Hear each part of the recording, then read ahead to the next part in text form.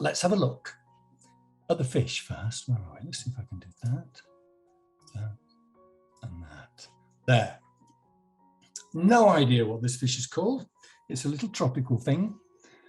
But what are we looking at? Okay, now this, if I had to do a little quick sketch of this, I'd say, look at these shapes here. There's a big old circle there. And there's 3 triangles on the back here. It couldn't be easier. It's really, really simple. So if we start off by doing that, everything else will then fall into place. So, excuse me, grab yourself a pencil. I'm using my little propeller because I don't have to sharpen it, which is nice. Right, circle. It's just like it's really, really simple. So let's keep it simple. Let's not make it difficult for ourselves. A circle, like that, just like that. And 3 triangles on the back. 1, 2, 3. So there. Oh. What could be easier than that? And when we've got those into place, we can start to look at the character of the edge and the lines. But before we press on, if you look at that and you squint at it, can you see where the light and the shadow is? Yes, of course, it's all yellow. But then over here, look, white highlight. We're going to leave that white. It's always nice to leave a little bit of white in your paintings, especially with watercolor. It's always nice just to have a bit of white showing through. And then look how it goes dark under here. Look, this is in shadow. This is in shade. And if you squint, you can see that there's a little indentation there. It's slightly lighter here, which tells you that its tummy is bulging out there. You can see that it goes a little bit darker there. Not that dark. A little bit darker there and a little bit lighter under here. So all this information is telling you the shape of this fish. It's not just a flat thing. It's got form. And the form's being described by the light and the shade. A little bit of interesting stuff going on down here, which we'll have a look at in a bit. Look, where his chin disappears under there. And his crop or whatever it is comes out there. So anyway, let's dive in. We've got our basic shape down. We've got a circle. Very, very simple. Let's start now to do a bit more detail. So anywhere you like, really. Oh, let's try and get in more of the outline. I'm going to plow down here. And I'm starting off with nice, loose, light lines. But now that I know where these lines are, I can be a bit more definite. And I can start to describe the nature of this edge. Look what I've done there, just a few kind of dashy lines. Because it's a raggedy, dashy edge. Let's come down here. And this tail, I've started at the back. It's a bit of a warm-up. Here, I'm just going to do that because I'm going to do something fancy with some paint later here. And then his tail comes into there. Where it hits his body, where the fin turns from fin to body, I'm going to make that a harder, crisper edge, see?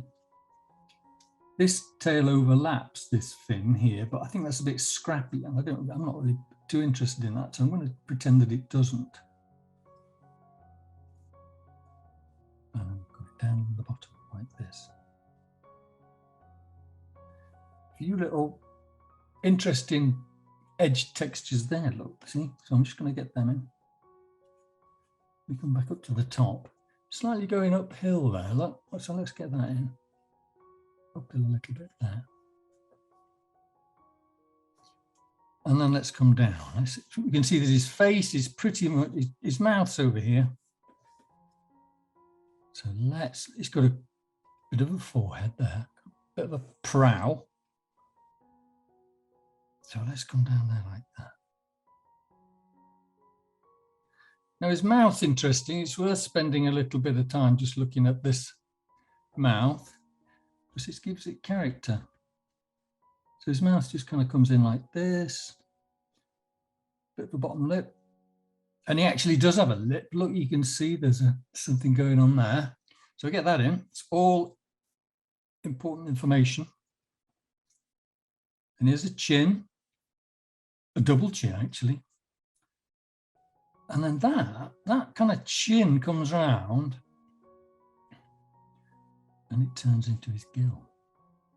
That comes around there like that. It's nice. And then we've got this crop that comes kind of out like that.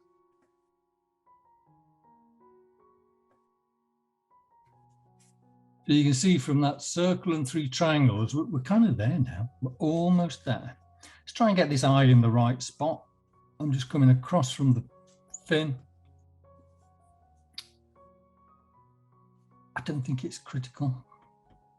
I'm just trying to feel in my way there. Just put a few little scratchy light marks in. And if that feels in the right place, which it kind of does,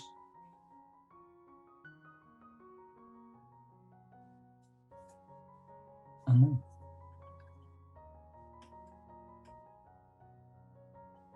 lovely. There's a fin that you can just about make out here, a little dorsal fin. So I'm just going to suggest that with a few dashed lines like that. And the rest, I think, we can start to paint.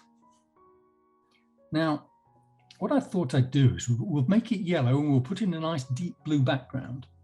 But what's interesting here, look, you can see through these fins, through the yellow goes to transparent, and you can see the blue behind. But what I've got to be careful of here is, you know, obviously if I'm painting yellow, and I paint yellow in there, and then I paint blue and I paint over there, you know what's going to end up here, don't you?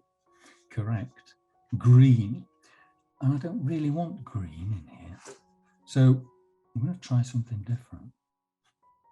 But until then, I'm just going to put a few textural lines in,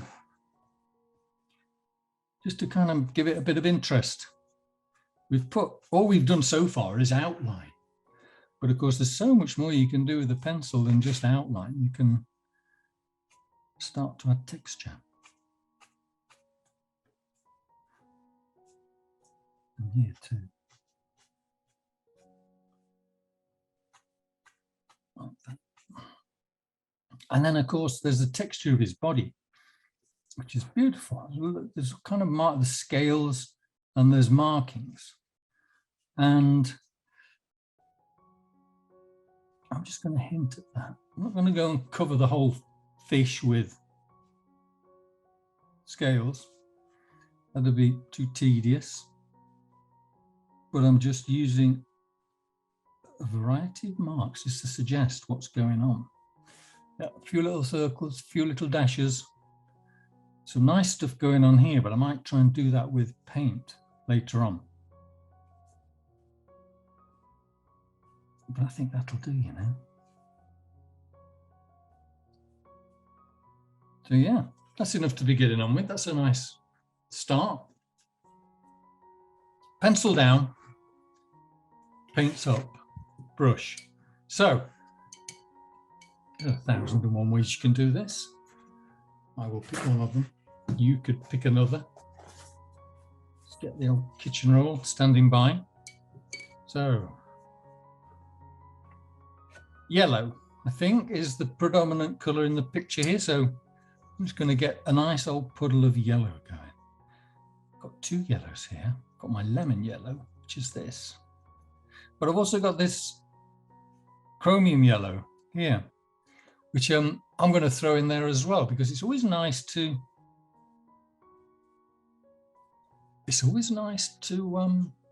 know, yeah. It's always nice to vary the hue. Yellow is yellow, which is not, you know, we've got 2 yellows here, let's use them. Anyway, remember what I was saying about leaving some highlight white? I'm keeping that top edge white, but for the rest of it, I'm just going to plow in. I'm just going to celebrate the colour that is yellow. I'm not going to paint around his eye. Sorry, I'm not going to paint in his eye, because what I'm going to do now is I'm going to drop in a little bit of colour in this, and I don't want to pollute the eye. What I am doing is I'm just filling in most of the yellow. So that's my lemon yellow. I'm just going to quickly rinse that off, and I'm going to come in here and get this second yellow. That's a bit damp, it's a bit too much water in this, but I'm just going to make it dance and vibrate and change. I'm going to change the colour of it a bit. So can you see? Now over here, you see where that gradually gets white. I've got an abrupt stop of yellow there, but I want to soften that. So I've just gone in with a clean wet brush, and I'm just softening these edges. So now you see it's all nice and soft.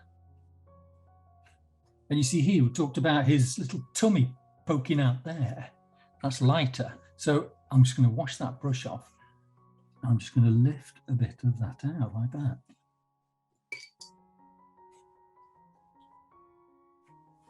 I could even dab it out. Can you see? It just makes it lighter there.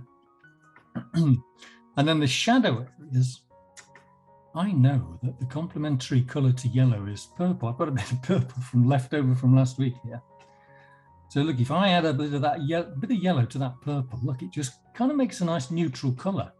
And that's going to be perfect for introducing some shadow. You remember I said he's got a bit of an eye socket there, so I can put a bit of shadow in there. And also underneath here, he's a bit darker under here. So I'm just popping in, really quite randomly. And underneath this gill here, look, it's really dark in here. So I'm just scrubbing up my old leftover purple there. And I'm just dotting it in like that. And that starts to build up my shadow area. Where else can we see it? It's a little bit there maybe. That was a bit clumsy, but yeah. Bit of shadow there. If it's looking a bit strong, I can just come in with my brush. It's just as legitimate to pull colour out than it is to pull it in. I've got a puddle there, so look, I'm just hoovering that up with my thirsty brush.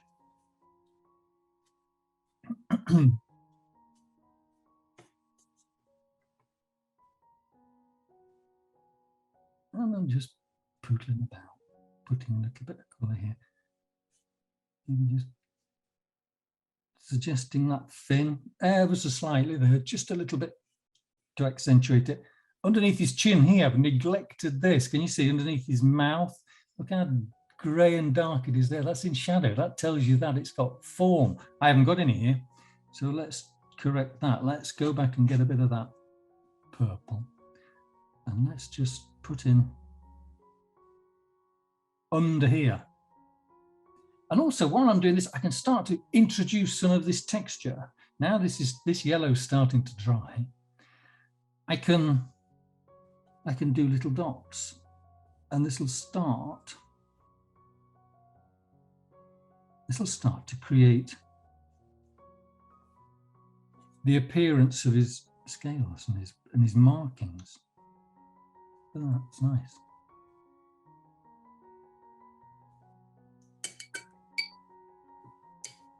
And over here, his markings are a little gingerer, they're a little reddy. So let's take a little bit of brown.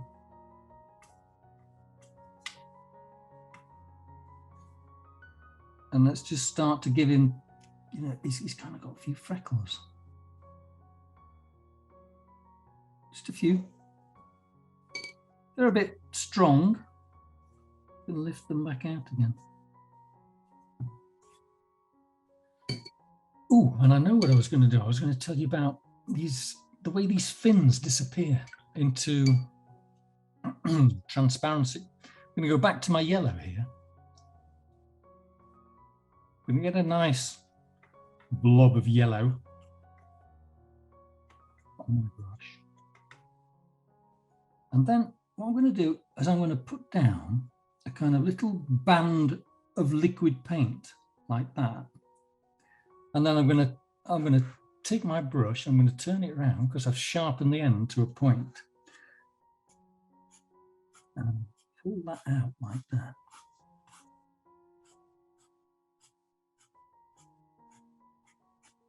You see, that's just pulled that yellow out a little bit. It's nice and warm and gingery under here as well, so I might just put a bit of that.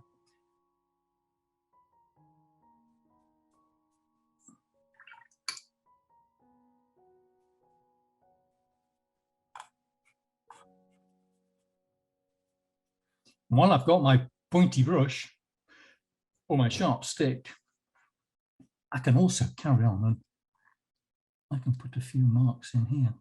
Although this has got a little bit too dry now. It would have been better if I'd have done this while it was wet, but I can still make marks in the surface if I don't go through the paper. Right, let's just do a bit more of this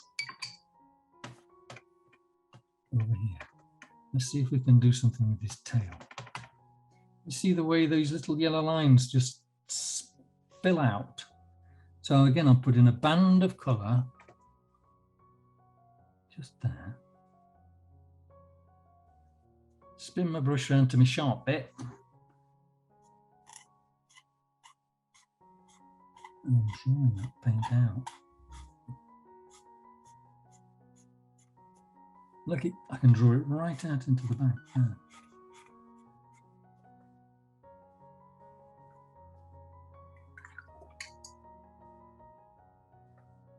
So now, this is all starting to dry off. And I can see now that I probably haven't addressed the light and the dark as well as I could have done. So I'm coming in with some more yellow. And because this is dry, I can paint on top of it. And it'll lower the value.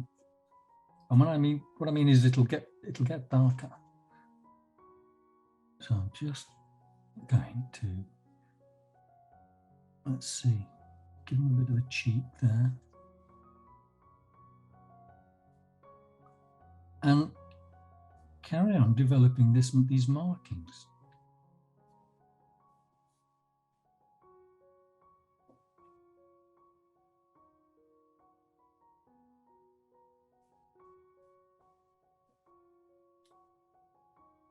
Let's see.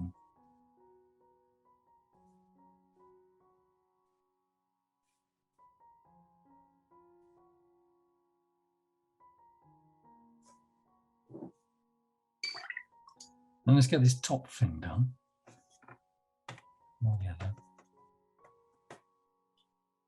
And again, just going to put a band of liquid paint along there.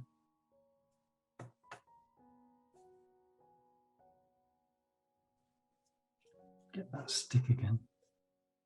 And just pull it out. And then what I think I'll do is when I get this black, with this dark blue background in, I'm going to come the other way. I'm going to pull the blue in. So that way, hopefully, we won't mix the yellow and the blue. And we will be able to achieve a kind of effect similar to this. He's got no eye. Let's just get this nice little gingery eye in there.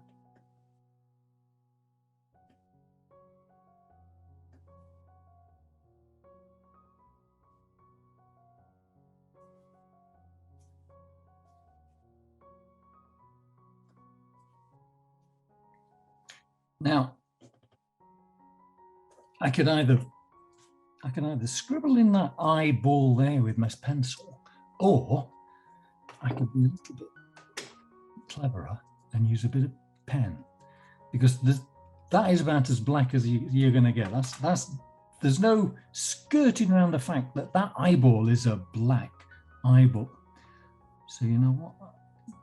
I don't think it's really cheating if I just coloured him in with a pen.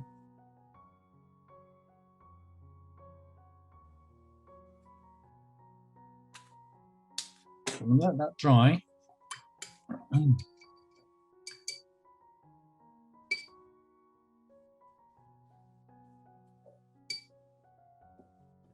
just gonna, I've got a wet brush. I'm just smoothing things out.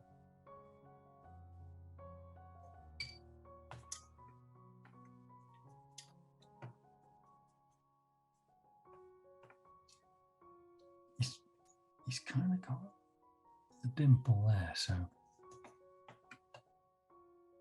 I'm just layering in paint now, just to create. Just looking to see where the shadows are. I'm just smoothing out a few edges. Anyway, I could fiddle with that for a while.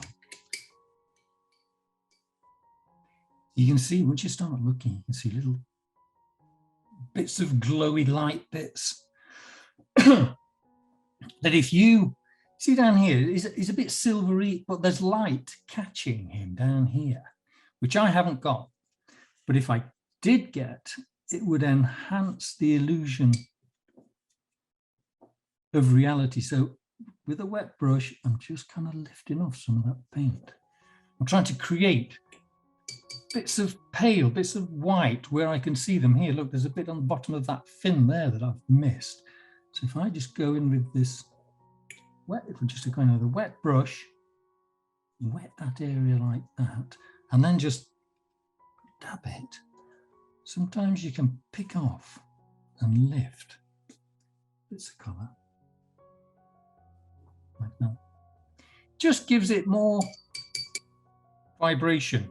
Just allows,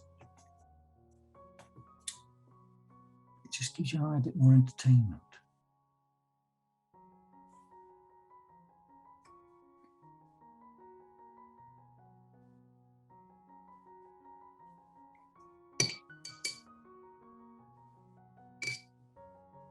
Fiddling a bit now, so I'll stop fiddling.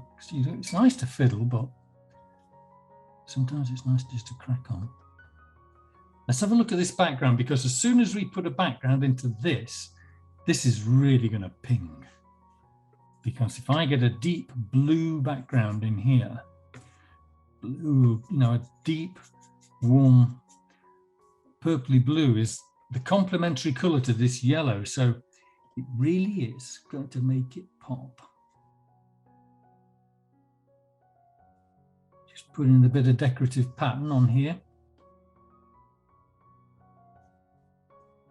Always nice to have a bit of pattern. Okay, stop mucking about. Let's get stuck into this blue. How can I do this? A bit of a quick tidy up here. And I'm going to, oh, this is my swatch card. And underneath here, there's a nice kind of neutrally dark blue. I'm not going to go with the, I could go with the ultramarine. Could I? Yeah, all right, let's go with the ultramarine then. Ultramarine is the warmer blue of the two here. This is ultramarine, which has got red in it, believe it or not. This is ultramarine. This is Prussian blue, which is a cooler blue. Do you know what? Let's use both of them just to show you what's going on. Although having said that, this is a very monochrome background, so it might be nice to keep it one color. But let me just show you that. That's ultramarine, and then this is a Prussian blue, a bit depleted. It's hard to see the difference on the camera, but it is there. I like that actually, I quite like that more. Let's go a bit more clout to it. So I'm actually making a substantial puddle of this.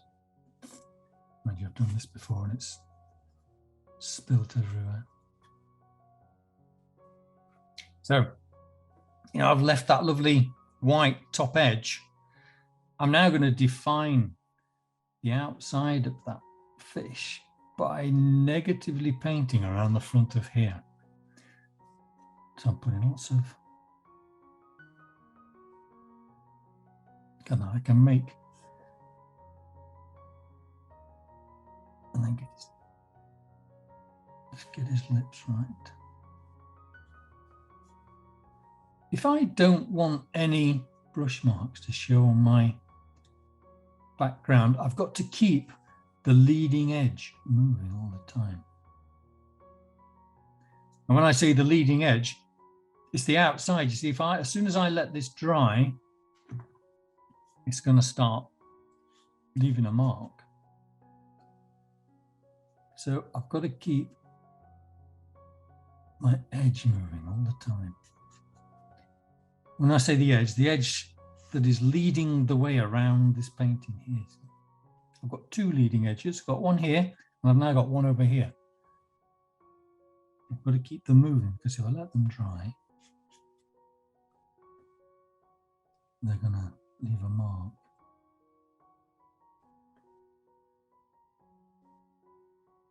Ooh, but we've got to tackle these fins as well. We were going to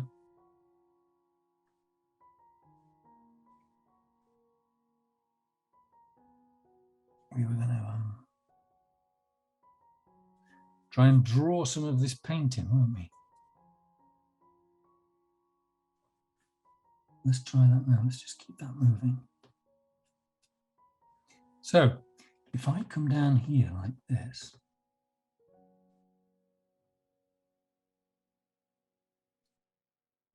spin my brush around,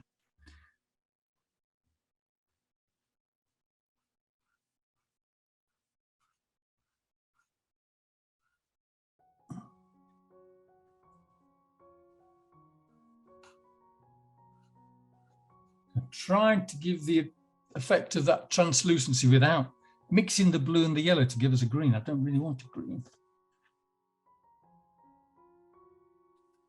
I don't know if it's been 100% successful, but you know, sketchbooks, what before? It's where you experiment and make mistakes.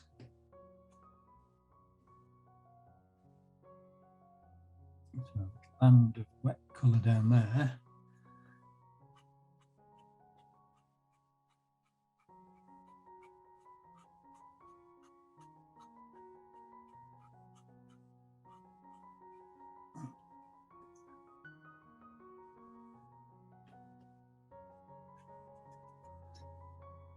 See that's where I let my leading edge dry. It's left a bit of a mark.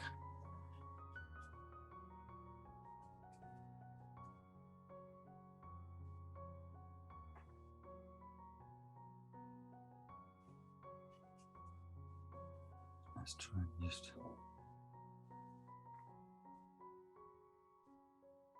dragging. Does the leading edge happen on watercolor paper or just in your sketchbook? No, leading edge happens everywhere. It can, yeah, no, it can dry. You know, watercolor, when it dries, it kind of sets, and it will, yeah, it'll just make a hard edge mark.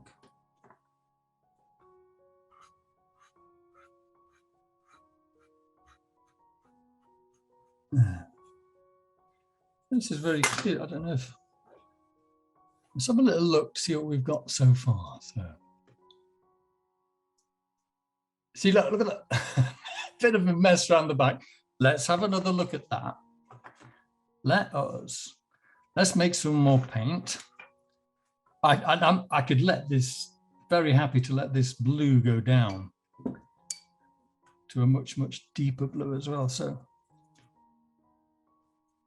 let's make up some more nice, lovely, thick, gloopy color.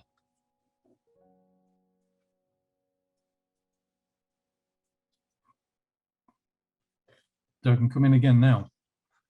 Look at this, the second coat. We're all familiar with second coats when we're painting the living room wall. The same applies to watercolor, really. This is too bright today, isn't it? Very bright. You see there?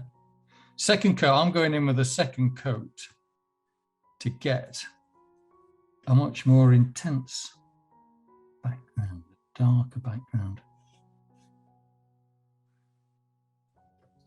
And also, let me cover up this frilly tail I've got here.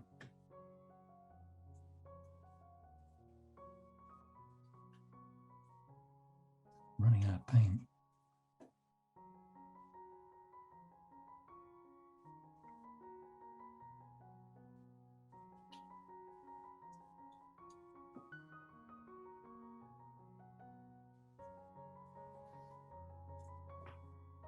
I think I said last week, it's very easy to be a little bit mean with watercolor, but it's also because it's lovely when you really start to get strong, unctuous colors.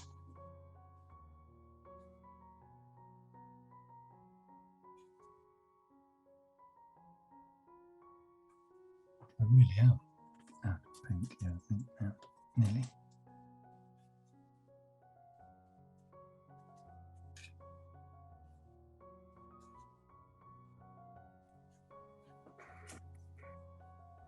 Okay. Is it better to do more layers of more watery paint than use less water the first time? Well, good question. They give two very different effects. You can, one sec.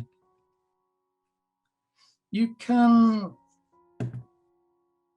see, you really want to, if you want to build up an intense color, you can either make a very, very rich wash and put it down straight away. And that's going to do things on the paper that are going to be delightful and entertaining.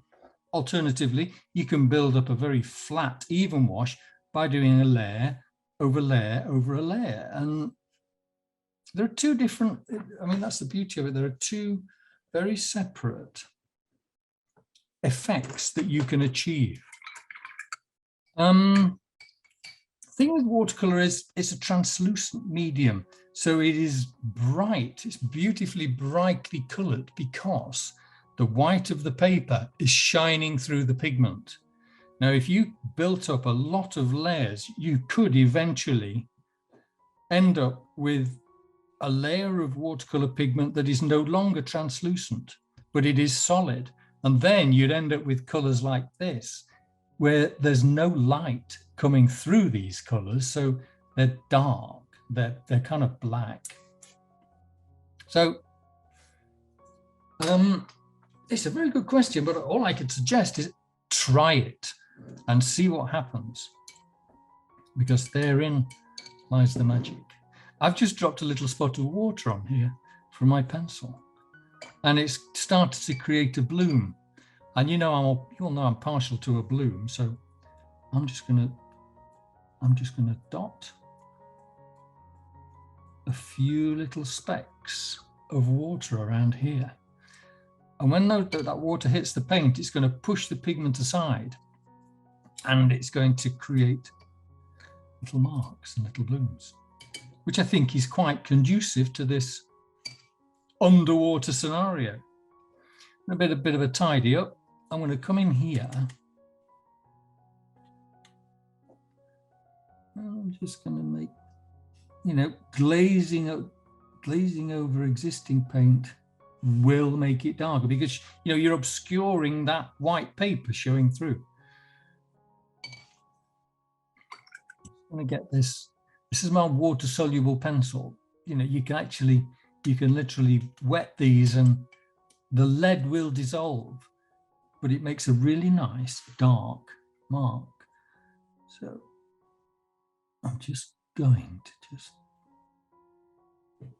accentuate this little fella's. He's got a little eyelid here that I've completely missed. Never mind.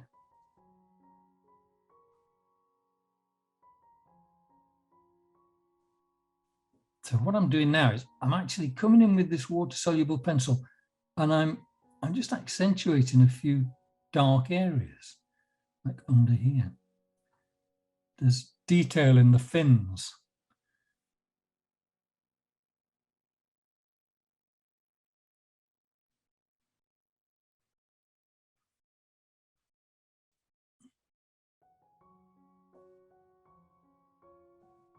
For those of us who haven't got water-soluble pencils, what do we use?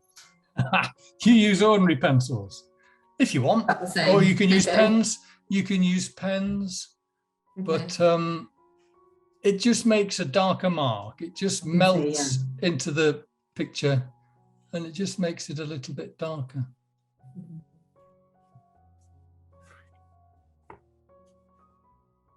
So that's the kind. I think that's about there, really. Let's just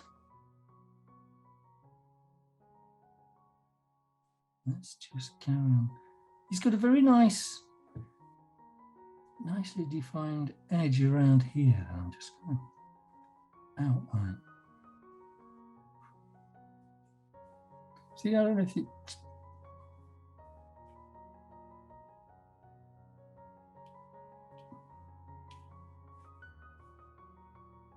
I'm now in the realms of fiddling, but sometimes this is where you discover the most. You can overwork stuff, but that's all right. This is a sketchbook. This is where you find out how far you want to go. Should you want to turn something into a more finished piece, this is where you have an experiment to see where you should have stopped. What works, what doesn't work. Would I do this again? I'm not sure. I don't know. I've avoided the green, which is nice. I suppose, actually, just looking at this, if I'm just looking between the two, if I say, okay, I'm just about done here, I'd look at this, I'd look at that, and I'd look at this, and I'd look at that, and I'd say, okay, well, I could darken down under here again. I could take that darker. Look, that's much, much more shadowy under here than it is here. And of course, it's never too late. I can still dive in and have a fiddle with that. And then this is in the realm of glazing. This is where this is already dry. So now I can start to put second layers on it. And what's nice is, you can see through these layers to what's underneath, but you are altering the value.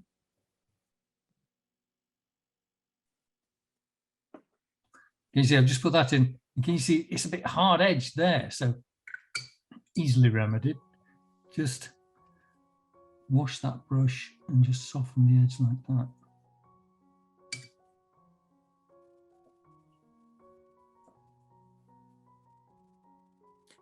It's just a sketchbook, but is it proper watercolor paper? No, it isn't. Oh. If it was, these effects would be far more sympathetic. They, with good quality watercolor paper, there's far more size in the paper. Size is like a clay-like medium that they impregnate good quality watercolor with. And it means it holds the water more, it takes the color better, and it just allows you more time, and it's more versatile. You can get a lot more done with it. I'm surprised the paper's not buckling. Oh, it is. Oh, Well, let me see if I can. It's probably buckling. It's probably starting to come through on the other side. yeah. But, you don't really want to get too hung up on your materials. You can do a drawing on anything, really. And it's just nice to not maybe get too precious about stuff as well. So now, Which yellow did you use, Martin? I ended up using a bit of both. I was in both of those. Okay. So there's lemon yellow in here, but then again, there's a richer, darker cadmium yellow in there as well. Okay. Am I right in thinking that lemon yellow is quite opaque? No, Okay. shouldn't be if it's a decent quality one. But if you get poorer quality ones, there's a lot of chalk in there. But it's a good idea to make one of these swatch cards and draw yourself a little pen rectangle like that. And when you put the colours in, go over the edge of the pen line, and then you can see how translucent they are. Yeah. So, for example, you can see that this yellow here is more translucent than this yellow here. You can see that's got more chalk in it and so on and so forth. But, you know, the beauty of watercolour is it should be translucent. You should be able to see through it, really. Yeah. Right, I'm just going to try and kill off and deaden down these fins a bit because they're a bit white here. So let me see. I'm just going to come in. I've got a kind of washy blue here. So bring that blue over a little bit without turning everything green. You see that's got a hard edge. I want to soften that edge, so I'm just going to get some clean water and just see that leading edge there. Just soften it a bit. It's going a bit green. And here. And here.